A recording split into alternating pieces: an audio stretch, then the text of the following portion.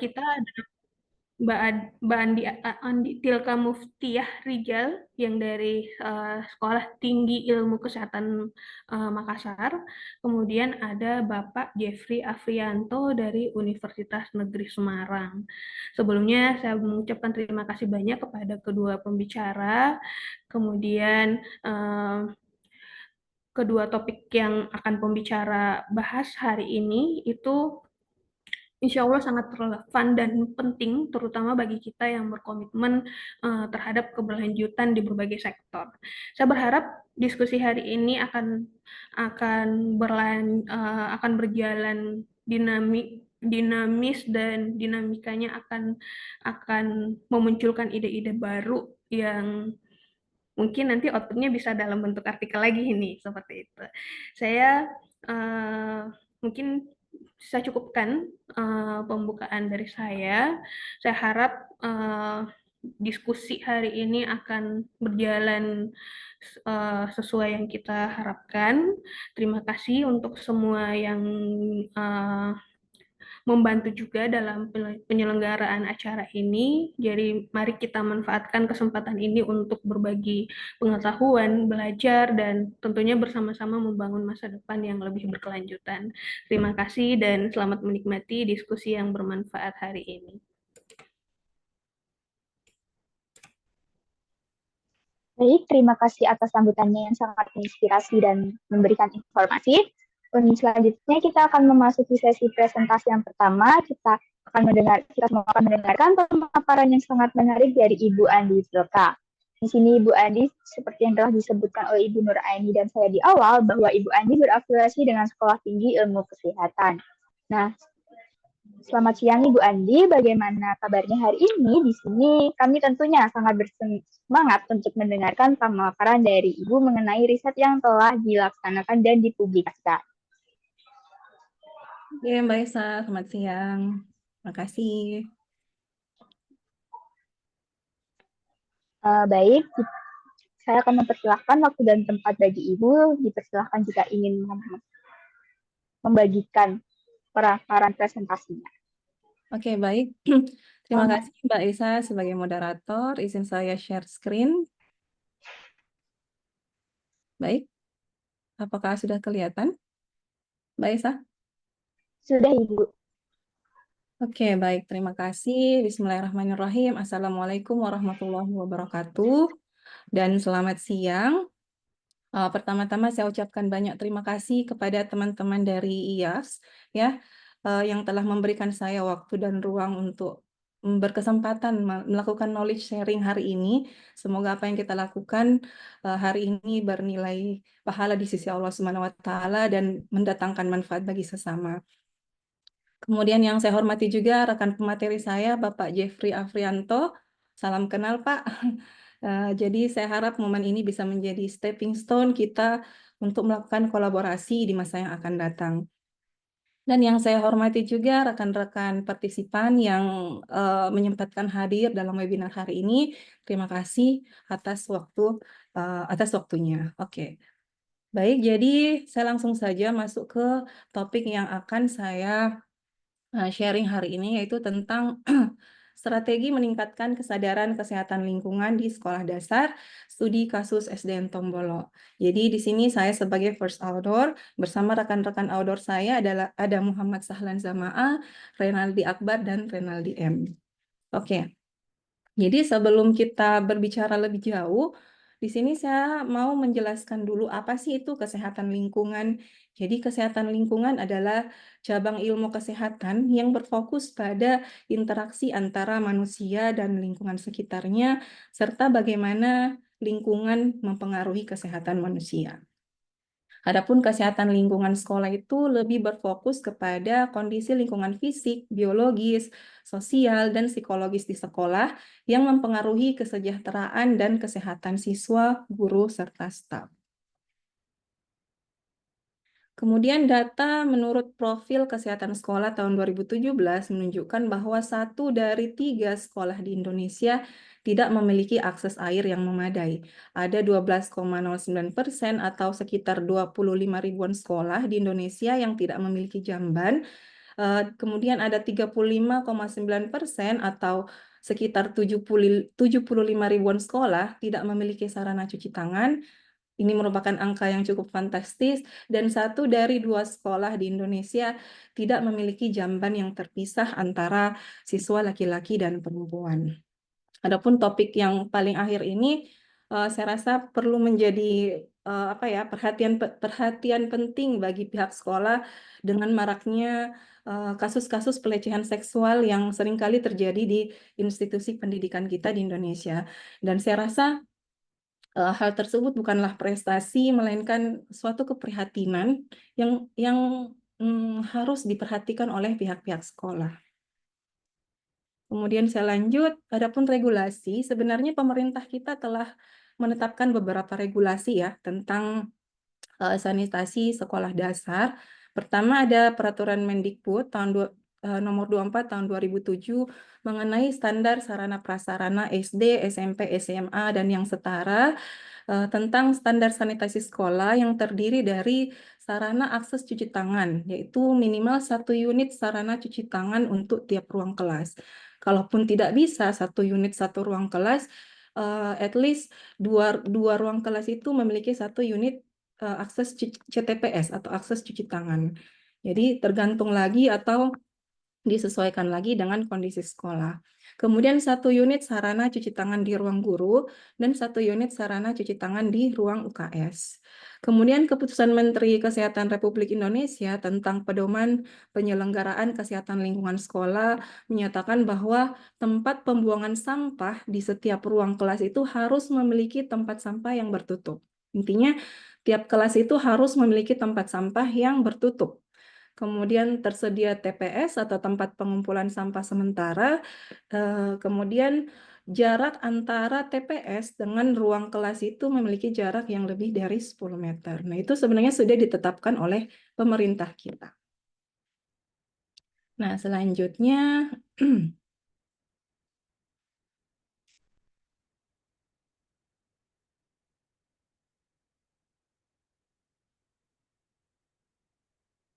oke, maaf, bisa saya stop share dulu, Mbak?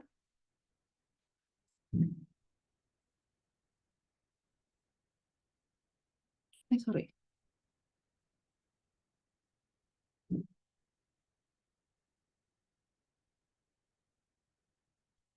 Oke. Lanjut, jadi kenapa SDN Tombolok? Jadi kenapa SDN Tombolok yang menjadi sasaran kami, sasaran penelitian kami? Jadi ada sebanyak 104 orang siswa-siswi di SDN Tombolok yang terdiri dari kelas 4, 5, dan 6. Dan berdasarkan hasil observasi awal kami, masih banyak siswa yang belum mengetahui atau kurang memahami tentang personal hygiene, dan masih ada siswa yang belum menjaga kebersihan dirinya seperti kebersihan pakaian dan kuku tangan, dan juga kondisi lingkungan pekarangan sekolah juga memiliki sebenarnya sudah terlihat bersih, tapi masih ada sampah yang sering berserakan di sekitar tempat sampah khususnya. Selain itu, kondisi ruangan memiliki penerangan yang kurang, disertai kurangnya wastafel untuk mencuci tangan, juga kurangnya tempat sampah di area sekolah. Jadi tujuan pelaksanaan penelitian ini adalah untuk menggambarkan pemahaman kesehatan lingkungan sekolah dan PHBS siswa sekolah dasar. Jadi ini metode yang kami gunakan, yakni survei deskriptif, berlokasi di SDN Tombolok Goa, Provinsi Sulawesi Selatan, dilaksanakan Oktober 2022 dengan jumlah sampel 104 orang yang kami pilih secara total sampling dari kelas 4 sampai 6. Adapun hasilnya, di sini kita bisa melihat distribusi karakteristik siswa-siswi SD Tombolok. Jadi rata-rata siswa di sini berusia 11 tahun yang paling banyak. Kemudian perbandingan antara jumlah laki-laki dan perempuan hampir sama, laki-laki 50 orang dan perempuan 54 orang, dan yang jumlah siswa di kelas 5 ternyata yang paling banyak yaitu 38 orang dibandingkan di kelas 4 30 dan kelas 6 36 orang. Nah, adapun tingkat pemahaman kesehatan lingkungan sekolah ternyata hasil observasi awal kami betul, dan setelah betul disurvei ternyata memang menunjukkan bahwa lebih dari setengah dari mereka itu memiliki pemahaman kesehatan lingkungan sekolah yang kurang, sekitar 53,8%. Kemudian PHBS-nya juga menunjukkan perilaku hidup bersih dan sehat yang kurang sebanyak 51%.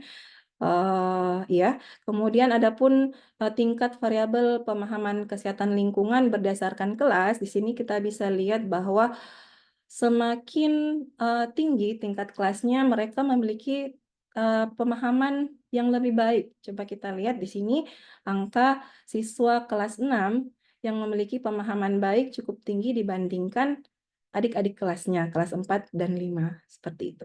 Begitu juga dengan PHBS. Di sini kita lihat bahwa jumlah siswa yang memiliki PHBS yang baik itu lebih tinggi, bukan lebih tinggi, paling tinggi pada siswa yang berada di kelas 6 dibandingkan yang ada di kelas 4 dan 5.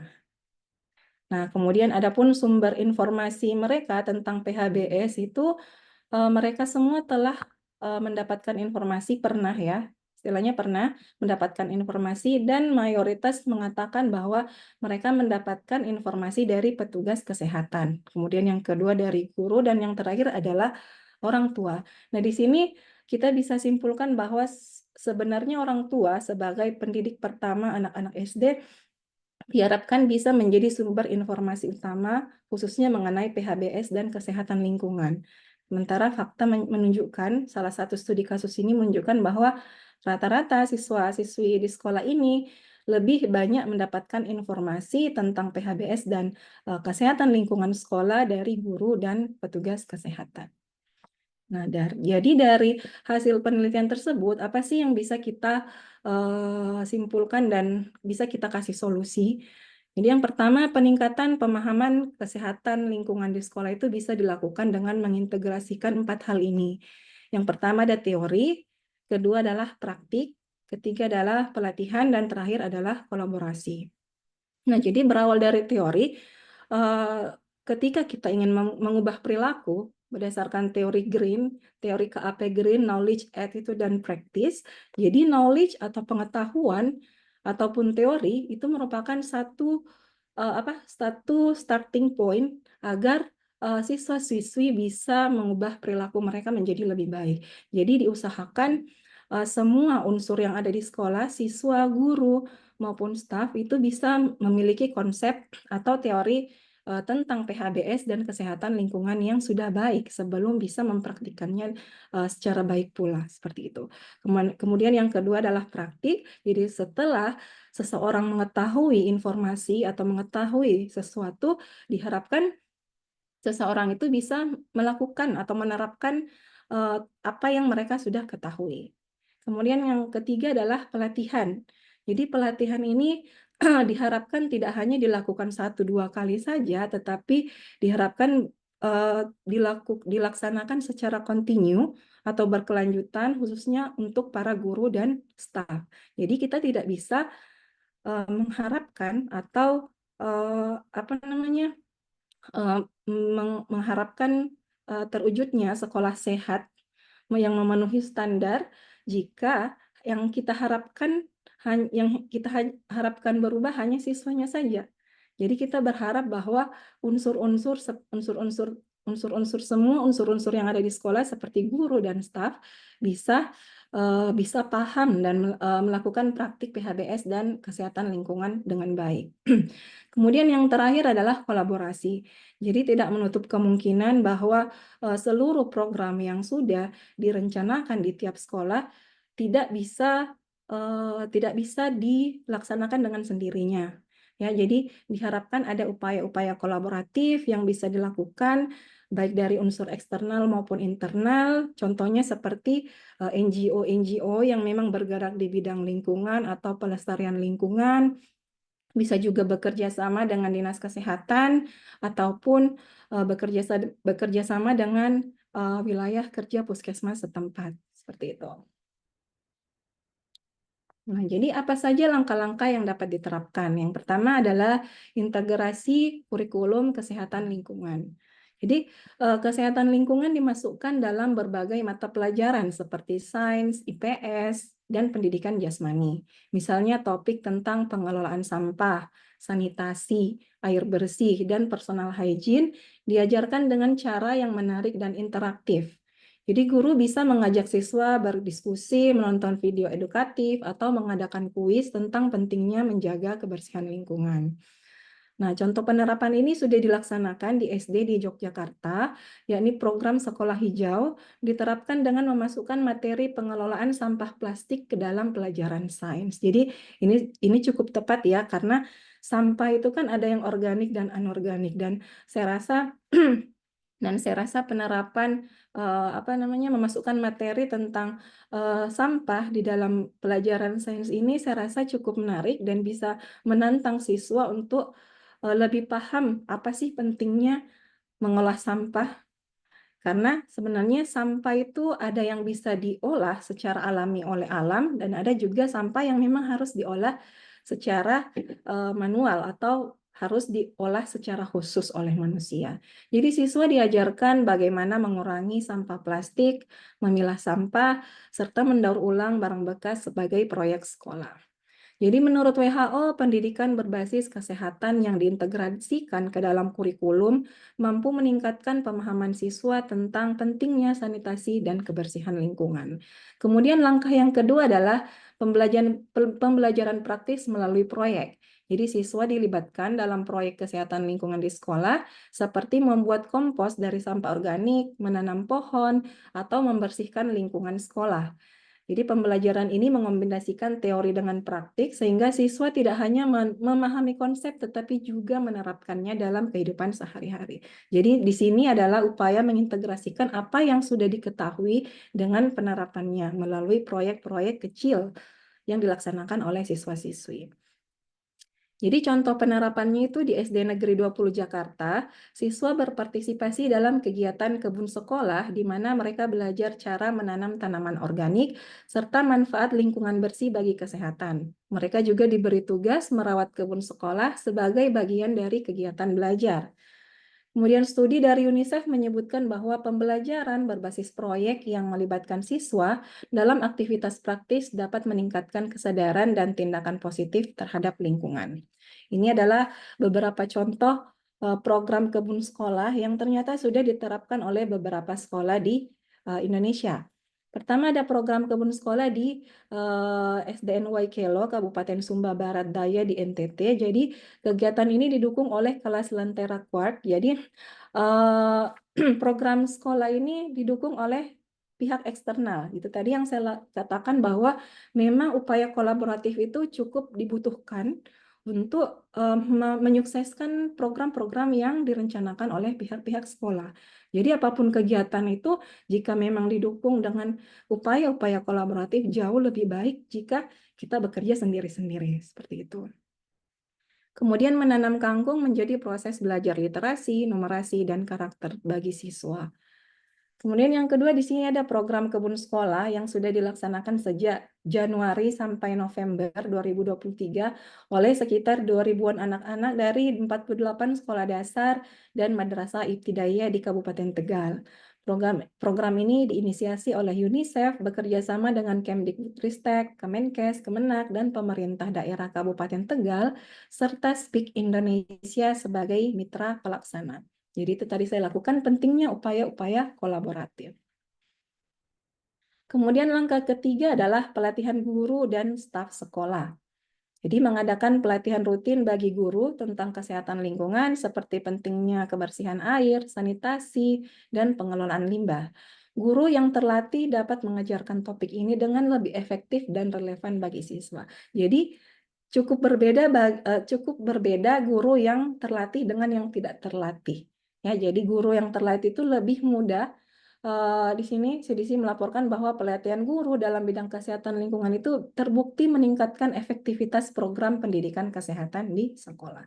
Jadi pentingnya pelatihan, peningkatan SDM guru-guru dan staf di sekolah tentang sanitasi dan PHBS. Ini contoh penerapannya di Kota Malang, para guru mengikuti pelatihan tentang manajemen sampah dan dampak polusi terhadap kesehatan manusia. Setelah pelatihan, mereka menerapkan program Siswa Peduli Sampah, di mana setiap siswa bertanggung jawab untuk mengelola sampah di kelasnya. Nah, ini ada beberapa contoh kegiatan pelatihan guru. Di sini ada pelatihan guru yang diadakan oleh Program Pendidikan Lingkungan dan Kampanye Kesadaran Konservasi Yayasan Palung. Nah, ini training guru ya yang dilaksanakan oleh Yayasan Palung. Jadi Yayasan Palung ini sebagai yayasan atau organisasi eksternal yang mendukung program training guru ini. Kemudian yang di sebelah kanan ini ada pelatihan guru model pendidikan lingkungan dan lesson study yang dilaksanakan oleh IEPF dan JICA dengan menggandeng Pemkot Kupang di Kota Kupang yang berlangsung pada Senin 9 September baru-baru saja. Nah, kemudian langkah keempat yaitu pembentukan kadar kesehatan lingkungan di sekolah, di mana sekolah dapat membentuk kelompok siswa yang bertindak sebagai kadar kesehatan lingkungan. Mereka diberikan pelatihan tentang cara menjaga lingkungan, dan tugas mereka adalah memberikan edukasi kepada teman-teman sekelas serta mengawasi kebersihan lingkungan sekolah. Nah, contoh penerapannya ini sudah dilaksanakan di Bandung, di mana siswa dilibatkan dalam program Sahabat Lingkungan, di mana mereka menjadi kader yang bertanggung jawab atas edukasi kebersihan di kelas dan menjaga kebersihan taman sekolah. Nah, sementara penelitian menurut American Public Health Association melaporkan bahwa keterlibatan siswa sebagai kadar kesehatan dapat meningkatkan perilaku positif terhadap kebersihan dan kesehatan lingkungan. Jadi, yang kita harapkan sebenarnya adalah output perilaku PHBS dan bagaimana siswa-siswi bisa menjaga kebersihan lingkungan sekolah secara berkelanjutan. Nah, ini yang terakhir adalah kolaborasi. Kolaborasi dengan orang tua dan komunitas. Itu tadi yang berulang kali saya sebutkan bahwa dengan melibatkan orang tua juga cukup penting. Jadi jangan melupakan peran orang tua dengan upaya kolaboratif ini. Jadi di sini sudah diterapkan di SD Surabaya, orang tua dan siswa ikut serta dalam program bersih-bersih sekolah tiap bulan. Mereka membersihkan lingkungan sekolah bersama-sama dan melakukan pemilahan sampah. Selain itu, orang tua juga diundang untuk menghadiri seminar tentang pentingnya sanitasi bagi kesehatan keluarga.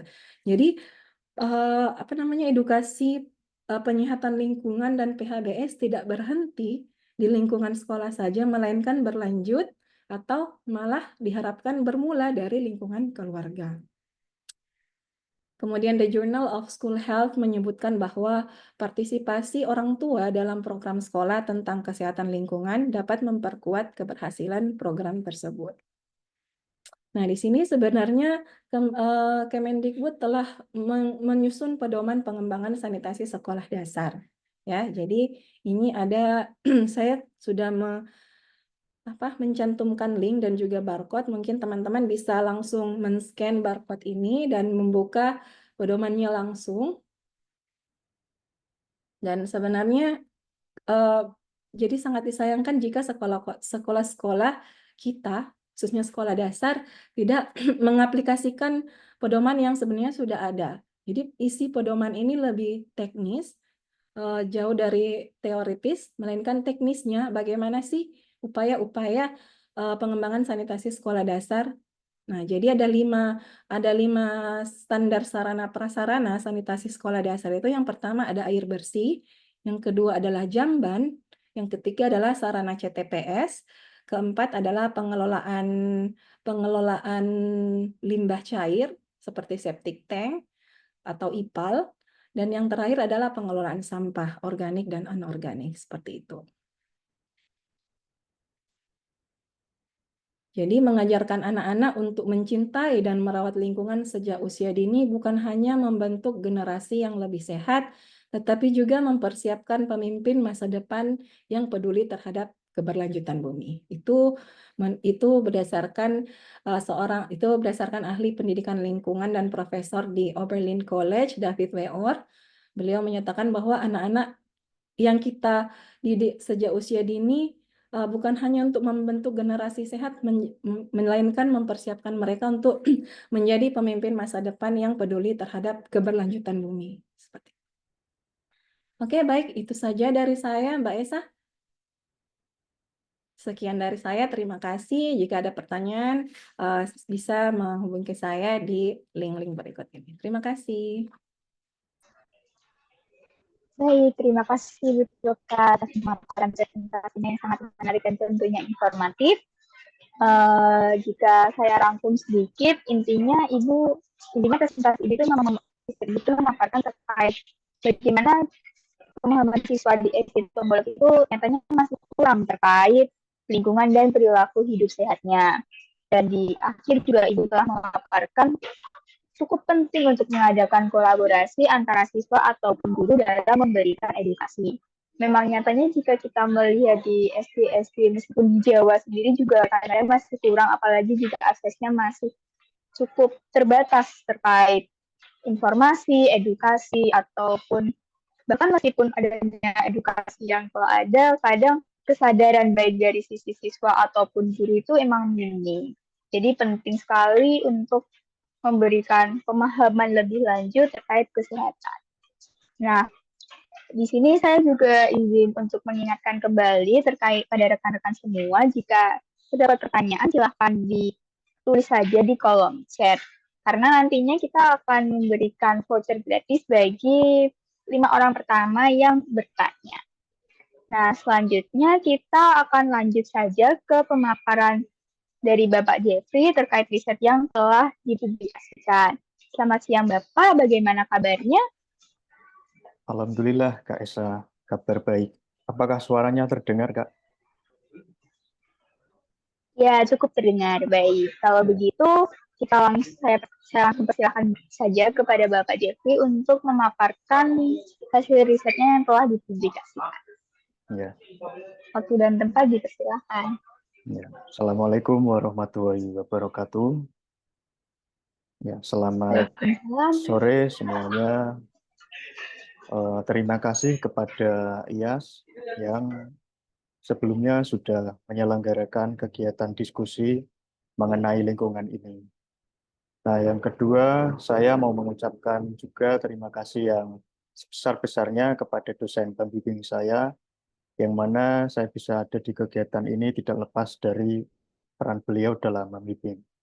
Dan yang ketiga, salam kenal juga Kak Muftiah, Ibu Muftiah. Tadi apa yang disampaikan sangat menarik. Nah, sebelumnya saya izin memperkenalkan diri. Saya Jeffrey Afrianto, alumni dari jurusan Sosiologi dan Antropologi Universitas Negeri Semarang. Dan sekarang saya mengajar di SMA Negeri 2 Muara Muntai, Kutai Kartanegara, Kalimantan Timur. Lanjut, Kak.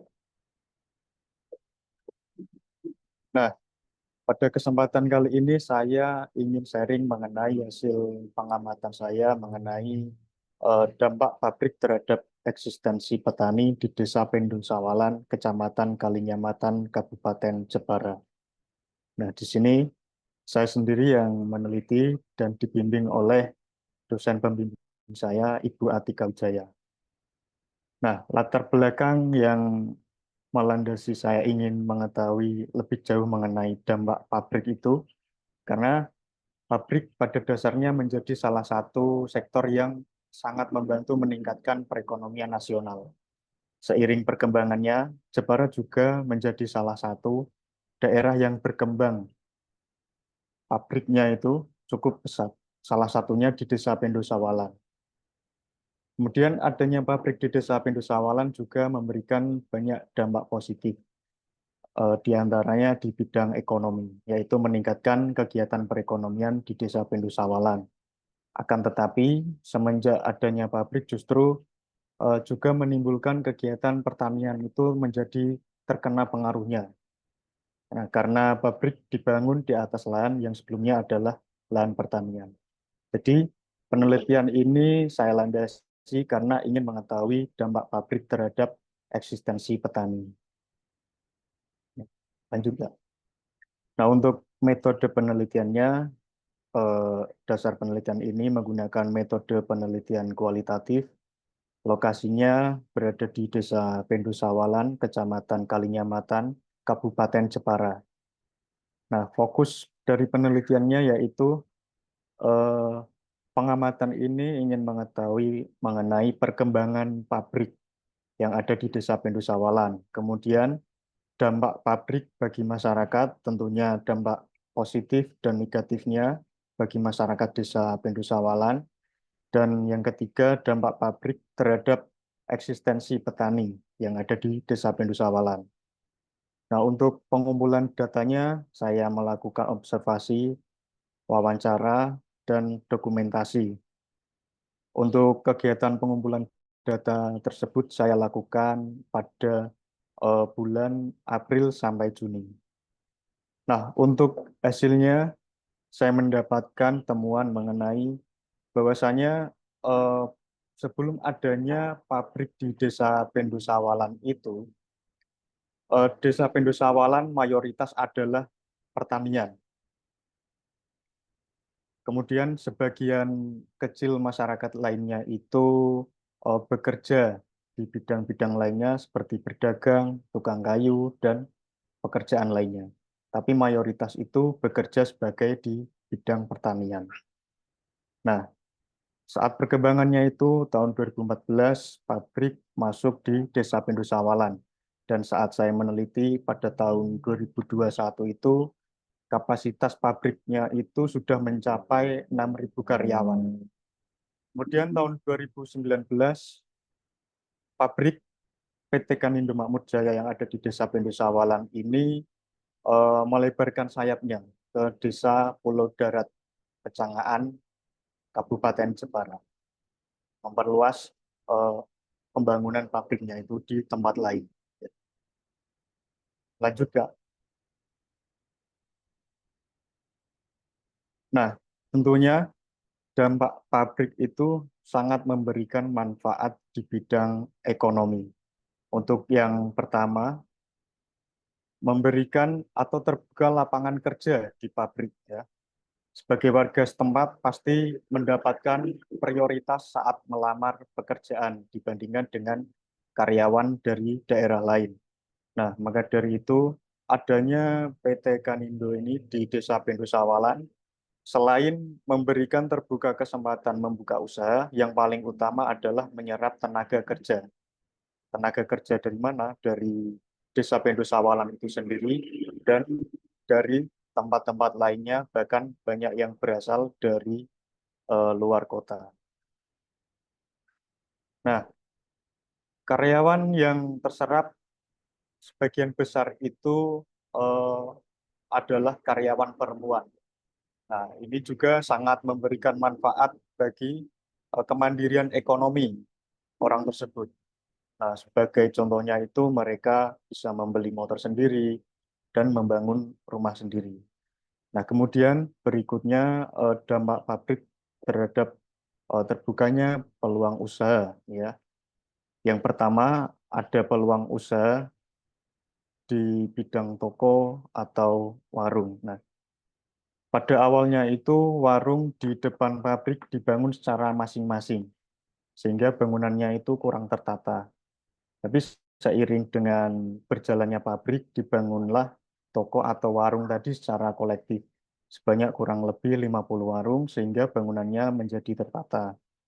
Nah, bukan hanya karyawan saja sasaran konsumennya, tapi masyarakat umum juga menjadi sasaran konsumen, karena lokasi dari eh, tempat berjualan tadi, toko atau warung yang strategis di pinggir jalan raya.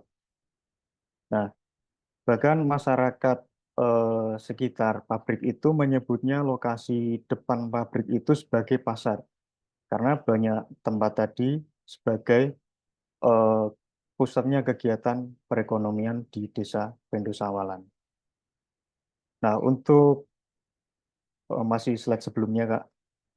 Nah, untuk gambar yang bawah itu salah satunya yaitu terbuka kesempatan usaha di bidang penitipan kendaraan karyawan.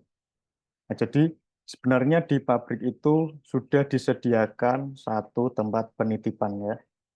Tapi karena luas dari tempat itu yang kurang memadai dan tidak adanya atap yang memadai, jadi sebagian besar karyawan di situ menitipkan kendaraan di penitipan yang ada di depan atau di sekitar dari pabrik. Nah, Hasil temuannya yaitu terdapat 5 tempat penitipan di situ. Nah, per tempat atau masing-masing tempat penitipan itu kapasitasnya mencapai antara 200 sampai 600 motor karyawan. Nah, kemudian eh, kesempatan membuka usaha yang terakhir sebagai dampak pabrik terhadap ekonomi yaitu munculnya bangunan kos-kosan. Ya. Kos-kosan juga menjadi salah satu peluang usaha bagi masyarakat di Desa Bendusawalan.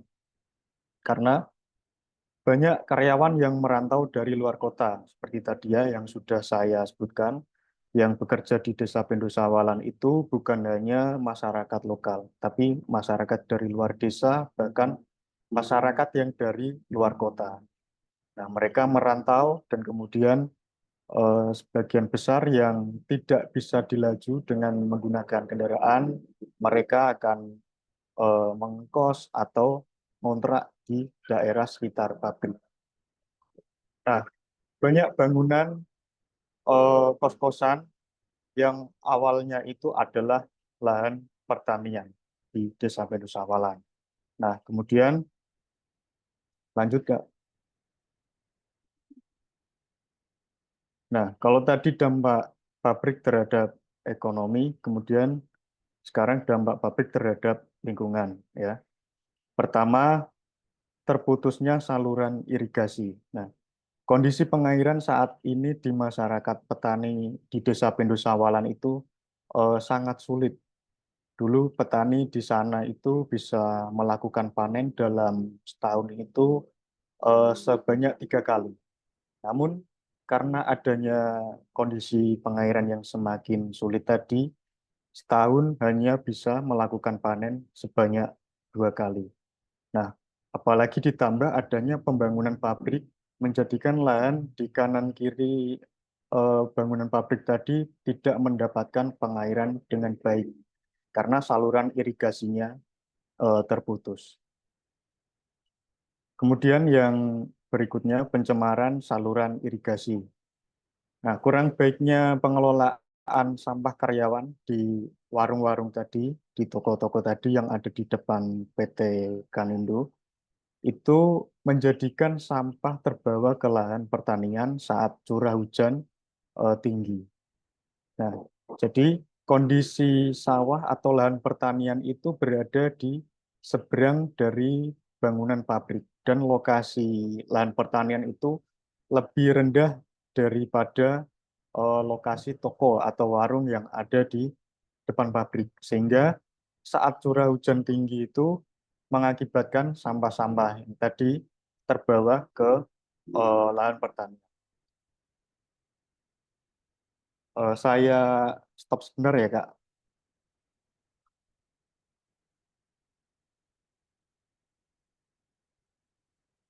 Nah, mohon maaf sebelumnya karena kondisi saya sedikit kurang fit.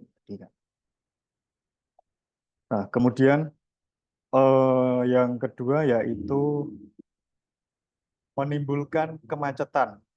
Yang terakhir, dampak pabrik terhadap lingkungan. Yang ketiga, menimbulkan kemacetan. Nah, kemacetan menjadi persoalan baru bagi masyarakat semenjak adanya pabrik di Jepara, ya. Salah satunya di Desa Bendusawalan dan sekitarnya. Lalu lintas menjadi macet, biasanya itu pada saat jam berangkat dan pulang karyawan bekerja. Nah, dampaknya yaitu masyarakat yang atau pengguna jalan lainnya itu sangat terganggu saat jam-jam tadi, jam berangkat dan jam pulang kerja. Oke, lanjut Kak. Nah, kemudian dampak pabrik terhadap eksistensi pertanian. Yang pertama tentu berkurangnya lahan pertanian karena eh, sebanyak 6 hektar lahan pertanian itu digunakan sebagai pembangunan dari pabrik itu sendiri. Nah, belum terhitung dengan bangunan-bangunan penunjang lainnya kegiatan pabrik, seperti penitipan kendaraan tadi, warung-warung yang ada di depan, dan kos-kosan, kemudian bangunan-bangunan lainnya yang mendukung kegiatan pabrik. 6 hektar itu belum bangunan penunjang lainnya. Kemudian terjadinya perubahan jenis lahan. Lahan berubah tanpa adanya irigasi. Jadi ketika bangunan yang sebelumnya adalah bangunan pertanian, kemudian didirikan pabrik, maka saluran irigasi di atasnya itu menjadi terputus. Sehingga pengairan menjadi tidak lancar, bahkan sistem irigasinya itu sekarang hilang. Ya. Kondisi lahan di sekitar kanan kiri pabrik itu sudah tidak mendapatkan pengairan. Nah, kemudian pengairannya sekarang menggunakan apa? Yaitu mengandalkan pengairan air hujan atau lahan tada hujan seperti itu. Jadi status lahannya juga mengalami perubahan dari yang sebelumnya adalah status sawah, kemudian semenjak adanya pabrik itu berubah status menjadi lahan kering. Dampak terhadap eksistensi pertanian yang ketiga yaitu kesulitan mendapatkan buruh tani. Nah, berkurangnya lahan pertanian tadi itu menyebabkan masyarakat beralih dari pekerjaan yang awalnya bertani, buruh tani, kemudian beralih menjadi serabutan. Seperti salah satunya itu bekerja sebagai kuli bangunan dan lain-lain. Nah, kesulitannya itu saat apa? Yaitu saat masa tanam dan panen. Biasanya itu petani mengalami kesulitan mendapatkan buruh. Jadi petani di sana itu eh, sistemnya melakukan booking buruh tani pada saat masih jauh-jauh hari karena mencari buruh tani di sana itu sangat sulit. Nah, solusi dari mereka biasanya itu untuk mengantisipasi kesulitan mendapatkan buruh tani itu menggunakan buruh tani dari sekitar Desa Pendusawalan. Ya, jadi dari desa yang ada di dekat-dekat dari Desa Pendusawalan itu. Oke. Next, Mbak. Nah, jadi eh, simpulannya adanya PT Kanindo Makmur Jaya di Desa Pendusawalan memiliki dampak lingkungan dan ekonomi. Dampak lingkungan yang diakibatkan pabrik diantaranya berkurangnya lahan pertanian, pencemaran saluran irigasi, dan terputusnya saluran irigasi. Kemudian pembangunan PT Kanindo Makmur Jaya di Desa Pendusawalan itu menguntungkan masyarakat pada aspek ekonomi. Tapi pabrik mampu menyerap tenaga kerja dari masyarakat Desa Pendusawalan maupun luar Desa Pendusawalan.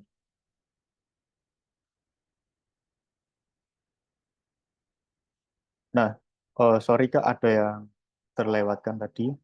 Nah, jadi untuk analisisnya ini saya menggunakan teori pilihan rasional dari James Kuhlman.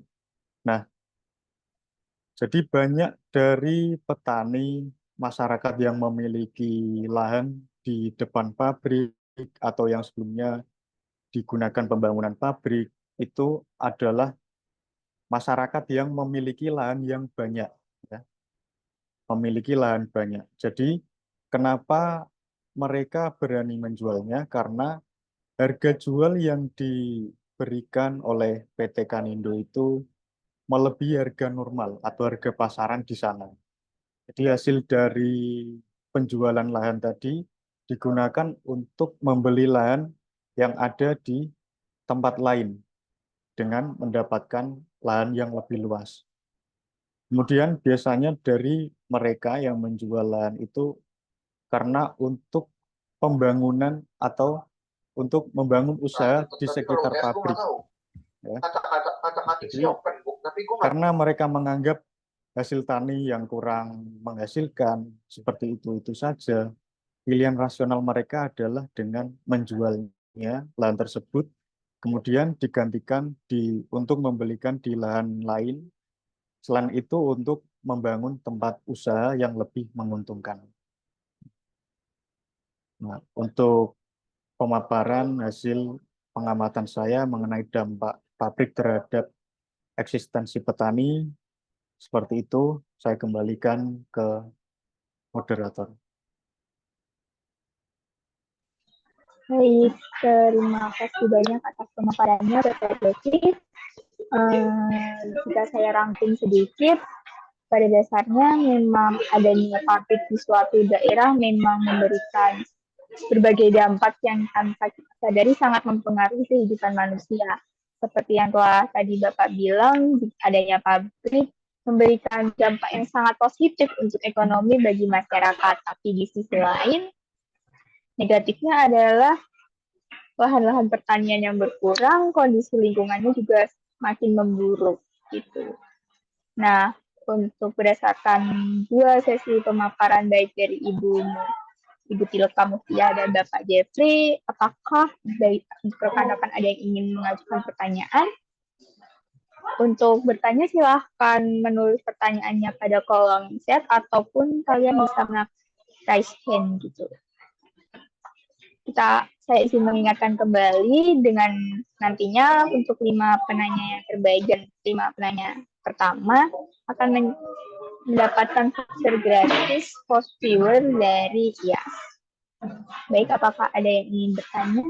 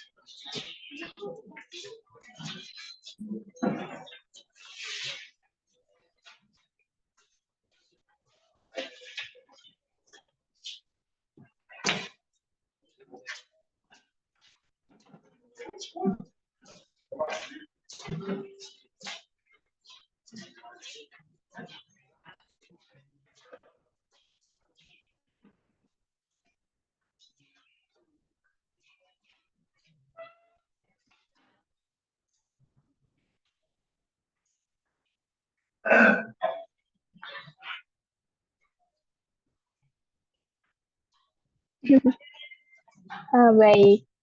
Sebelumnya saya ingin bertanya sedikit dan ke Bapak Jeff. Nah, untuk kan mengingat tadi di slide pemaparannya itu dituliskan jika pabriknya itu berdiri sekitar tahun 2014 gitu, apakah benar?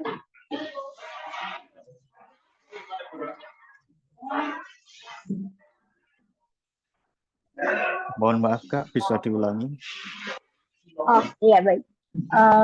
Itu untuk mengingat tadi pemaparan sesi pada presentasi, kan pabriknya dibangun sekitar 2014. Nah, untuk dampak-dampaknya itu dari waktu Bapak melakukan penelitian, apakah itu langsung terasa dalam kurun waktu 5 tahun hingga tahun 2019 ataupun 2014 dari setelah pabriknya itu dibangun, apakah langsung seperti dampak lingkungan itu langsung terasa ya? Ya, saya jawab sekarang atau bagaimana Kak? Mau sekarang juga boleh, nanti sekali juga nggak masalah sih. Oke, saya jawab sekarang saja.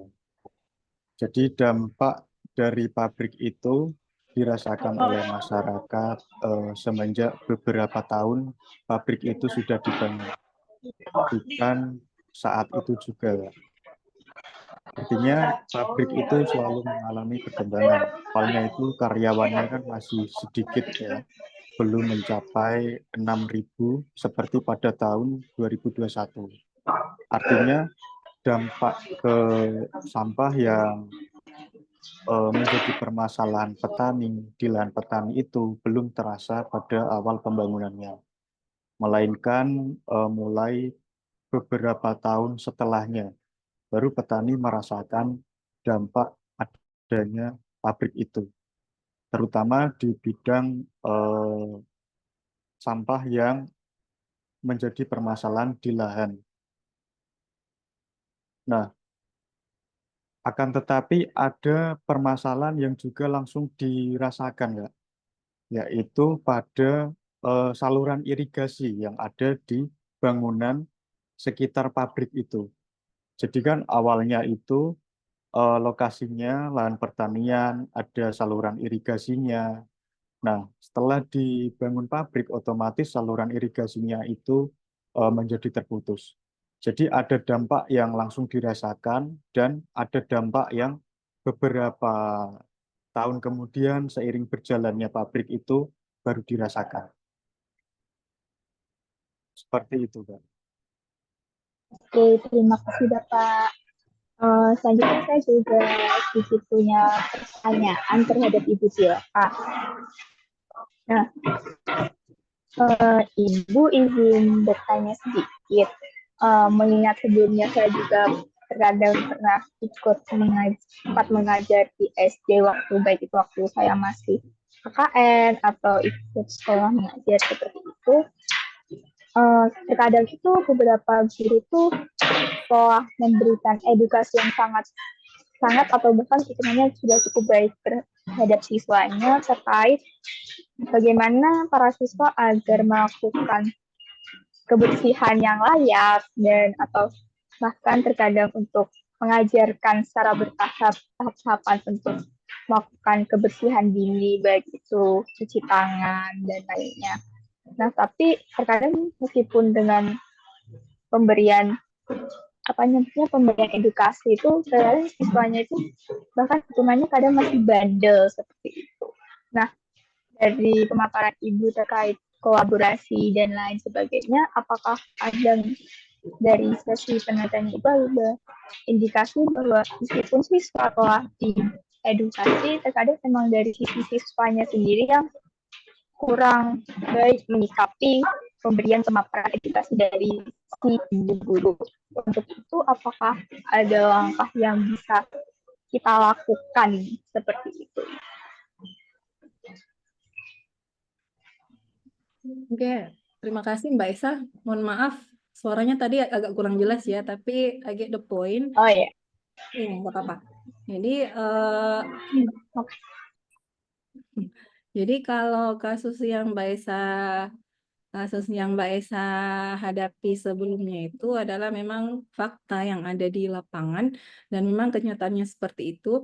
Jadi apa saja sih langkah-langkah yang bisa kita lakukan seperti itu. Jadi terlepas dari materi yang saya sampaikan tadi bahwa harus ada integrasi antara teori, praktik, pelatihan dan juga upaya-upaya kolaboratif. Nah, yang pertama kalau kasusnya memang seperti itu, ketika memang edukasi sudah edukasi atau teori sudah diterapkan, praktiknya juga sudah, maka selanjutnya adalah bagaimana supaya guru-guru dan staf di sekolah itu bisa menjadi role model. Itu yang pertama.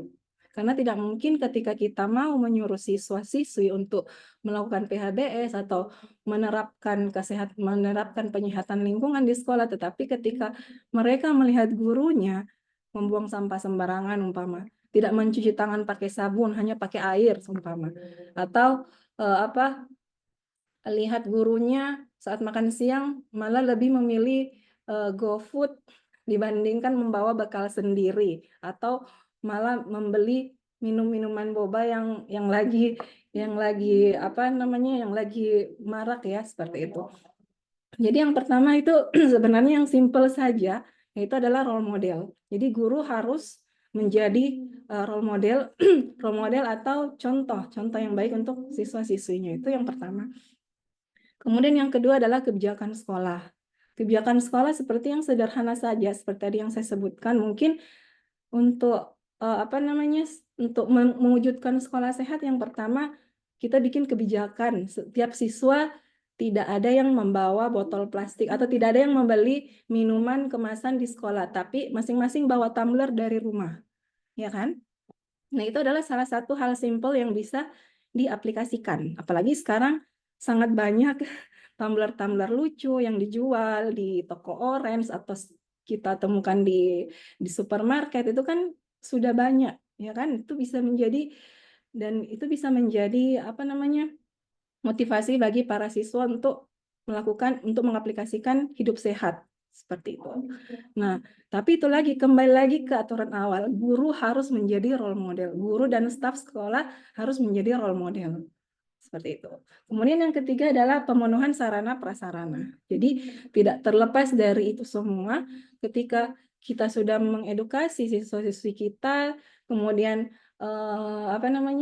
guru sudah menjadi role model, maka yang terakhir adalah sarana dan prasarana sekolah harus tetap dipenuhi. Jangan sampai kita menyuruh siswa-siswi kita untuk melakukan CTPS sementara tidak ada fasilitas CTPS yang disediakan. Kita menyuruh siswa-siswi untuk menjaga kebersihan jamban sementara tidak ada tidak ada kartu kontrol atau tidak ada penjadwalan khusus yang diberlakukan siapa yang piket hari Senin, Selasa sampai Jumat umpama untuk membersihkan toilet umpama seperti itu. Jadi ketiga hal itu saya rasa menjadi hal simple yang cukup penting yang bisa diaplikasikan oleh pihak sekolah jika tidak mau mengupayakan upaya kolaboratif ya. Maksud saya stepping stone atau starting point pihak sekolah untuk melakukan hal simpel yang bisa langsung diaplikasikan oleh siswa-siswi sekolah dasar seperti itu. Seperti itu Mbak Esa. Terima kasih. Baik, terima kasih juga Ibu. Semoga ini suara saya sudah tidak terputus-putus. Ini tadi termasuk untuk pertanyaan saya juga termasuk apa yang ditanyakan oleh Mbak Isna ya terkait bagaimana pendekatan untuk menjembatani antara kesenjangan antara teori dan praktik di lapangan. Semoga apa yang ditanyakan oleh Mbak Isna sudah dapat terjawab dengan saya yang tadi mewakilkan itu. Nah, selanjutnya ada pertanyaan yang sebenarnya cukup menarik. Ini tadi di Mbak Eni, apa langkah-langkah yang dapat diambil siswa dalam untuk mempertahankan dan memperkuat perilaku yang sehat ya Bu? Tahapan-tahapannya itu. Baik, Ibu Tilka, apakah bisa menjawab? Langkah-langkah yang dapat diambil siswa untuk mempertahankan dan memperkuat perilaku sehat. Oke, langkah-langkahnya mungkin sama ya Mbak. Tidak jauh beda sama yang tadi sih sebenarnya. Langkah-langkah yang bisa diambil siswa itu sebenarnya mereka harus melihat role model dulu. Ya. Jadi itu mereka yang harus mereka laksanakan dan untuk mempertahankannya ini harus juga ada kontrol dan evaluasi dari pihak sekolah. Jadi di pedoman yang dibuat oleh Kemdikbud tadi yang saya sempat share di situ ada satu contoh yang dilaksanakan oleh satu guru sekolah dasar di Kabupaten Takalar, itu di Provinsi Sulawesi Selatan, di SD Kaluku Boldoa.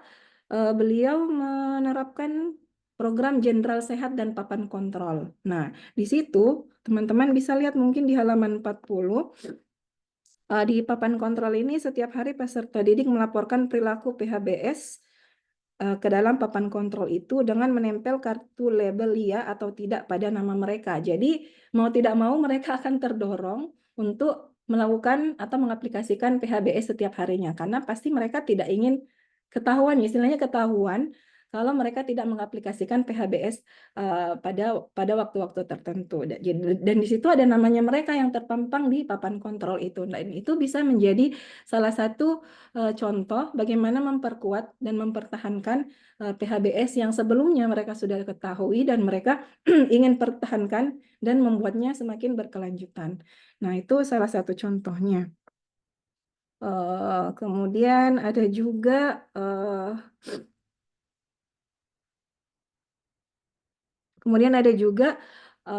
sekolah yang melaksanakan program Sanisek dan Kurasaki dengan membiasakan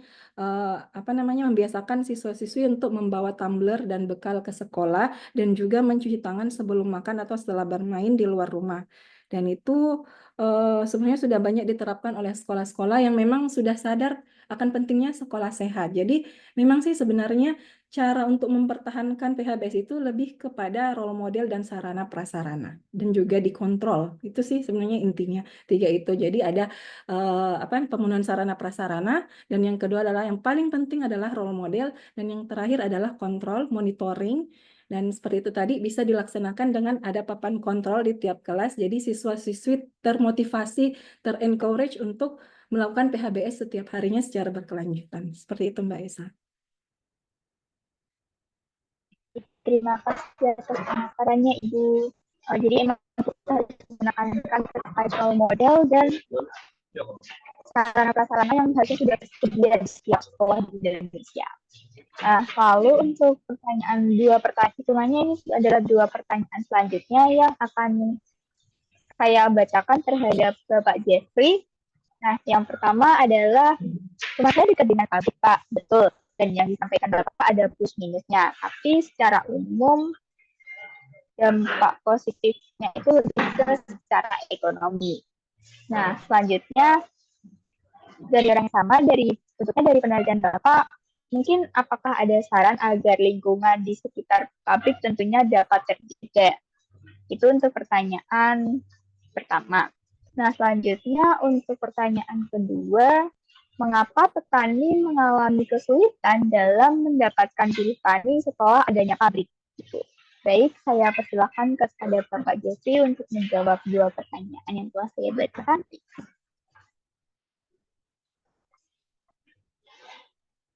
Ya, baik. Terima kasih, Kak Esa. Jadi, ya memang benar tadi ya. Dari adanya pabrik itu banyak memberikan dampak di bidang ekonomi memang. Tapi ada beberapa dampak juga di aspek lainnya seperti lingkungan. Nah, apa saran dari saya agar lingkungan di sekitar pabrik tetap terjaga? Nah, menurut saya itu pemerintah desa harus mengawal pabrik mulai dari pembangunan sampai beroperasinya. Dan jangan sampai ada kegiatan pabrik itu yang mengganggu kestabilan di bidang lainnya. Nah, contohnya tadi, jika memang pembangunan pabrik itu harus dibangun di atas lahan pertanian, maka pemerintah desa juga harus ikut mengawal.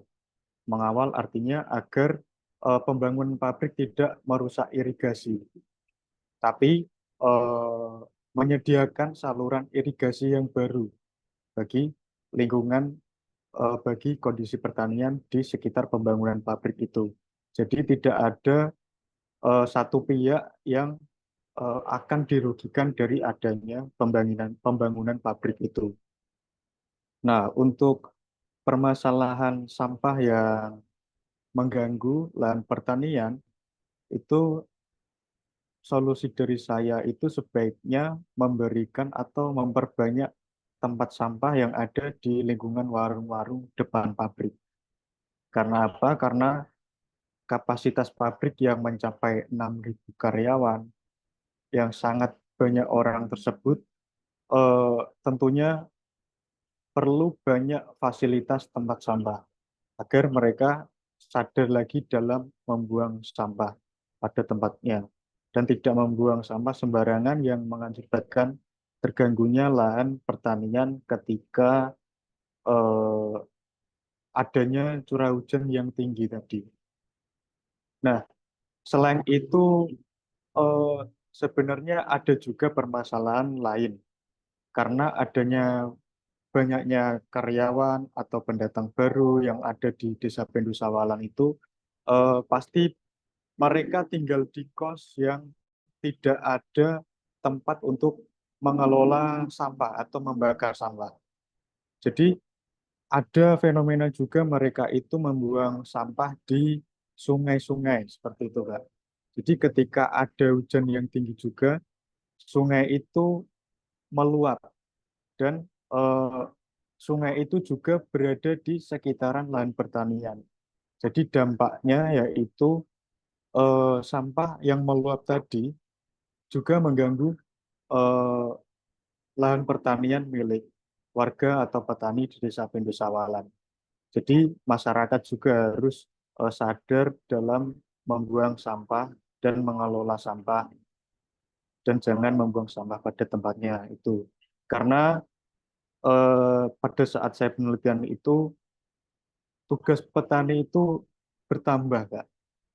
Yang awalnya itu hanya mengelola lahan, menggarap lahan seperti itu. Nah, semenjak adanya pabrik itu tugasnya tambah yaitu membersihkan lahan pertanian yang tercemar dengan adanya sampah-sampah yang meluap ke lahan pertanian tadi. Jadi beberapa saran dari saya seperti itu.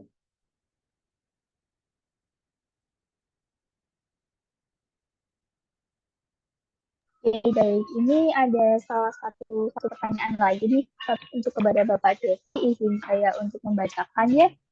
Nah, jadi pertanyaannya adalah sebelumnya Mbak Isya bilang ada materi yang tadi disampaikan oleh beberapa materi matematik. Ini saya izin bertanya untuk Bapak Devi terkait interaksi antara pengembangan industri dan keberlanjutan pertanian. Nah, apakah dapat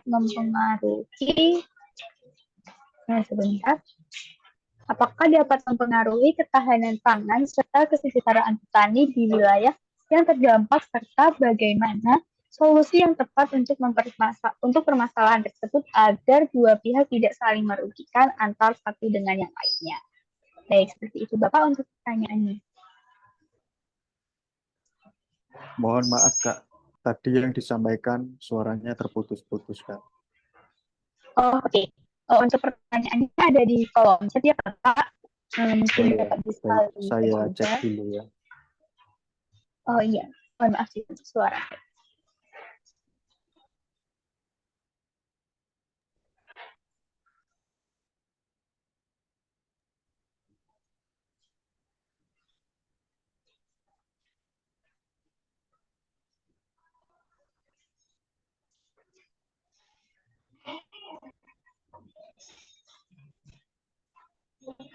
Ya, saya izin menjawab lagi ya Kak.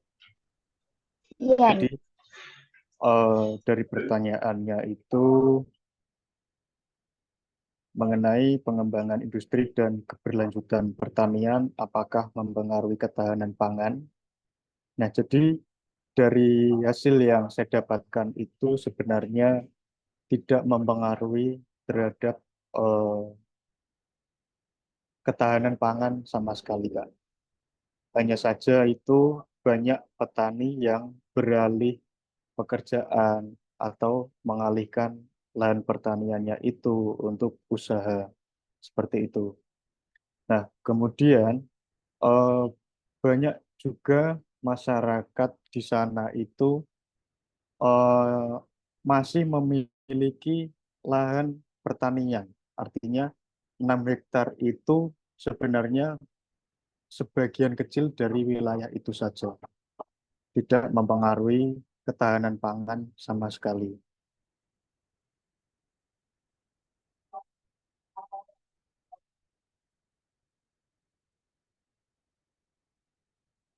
Nah, kemudian seperti yang saya jelaskan di awal, masyarakat yang menjual lahan pertaniannya di sekitar pabrik itu justru membelikan lahan di tempat lain yang eh, jangkauannya itu lebih luas.